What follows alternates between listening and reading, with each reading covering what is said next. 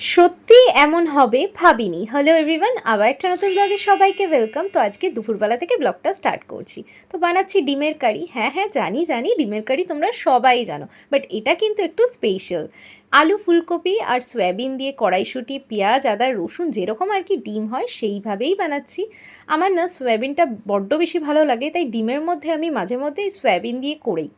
আর ফুলকপির দিনে ফুলকপি দিয়েও করেছিলাম, মানে অনেক আগেকার ভিডিও শেয়ার করছি। নামানোর আগে একটু ভাজা মশলা ধনেপাতা কুচি দিয়ে নামিয়ে দিলাম। আর স্পেশাল কেন, দাঁড়াও বলছি, একটু পেশেন্স রাখো। গরম ভাত দিয়ে আর কিছু বানাইনি, কেন এর মধ্যেই অনেক সবজি ছিল।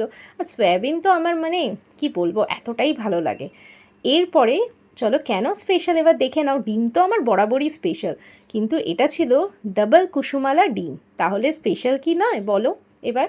তারপরে একটু ফ্রুটস খেয়ে নিয়েছিলাম, আর সঙ্গে টক দই তো মাস্ট।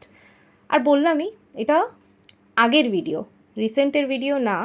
তো এখন যা গরম পড়ে গেছে, ডিম খেতেই ভয় লাগছে। যাই হোক, তারপরে চায়ের সঙ্গে টা নিয়ে বসে গেছিলাম। আর এই কেকগুলো আমার যে কী ভালো লাগে, কী আর বলি। আর যতই আমি ব্ল্যাক কফি খাই, যাই খাই, তার সঙ্গে আমার টা তো লাগবেই।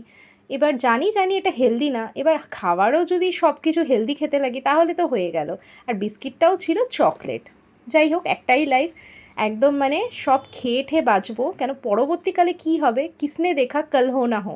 এবার চলো, যেইটা আমি ভাবতে পারিনি, গুরুদুয়ারাতে যেরকম সুজি বানায় না, ঠিক ওরকমই প্রথমে ঘিতে কাজু কিশমিশ ভেজে নিয়ে ওই ঘিয়ের মধ্যে আরেকটু অ্যাড করে তোমার ক্যারামেল বানিয়ে নিলাম চিনি দিয়ে।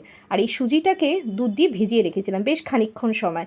এরপরে খুব ভালো করে এটাকে নেড়ে ছেড়ে, মানে একদম এইভাবে বানিয়ে নিতে হবে, কাজু কিশমিশ ওপরে দিয়ে। উফ, কী যে খেতে হয়েছিল, পুরো একদম গুরুদুয়ারাতে যেরকম সুজি দেন, অনেক দিন ধরে ভাবছিলাম ওরমভাবে ট্রাই করবো, সত্যিই হয়েছে। সো আমি ভাবতে পারি। সো ভিডিওটা ভালো লাগলে অবশ্যই লাইক, শেয়ার, সাবস্ক্রাইব করে পাশে থেকে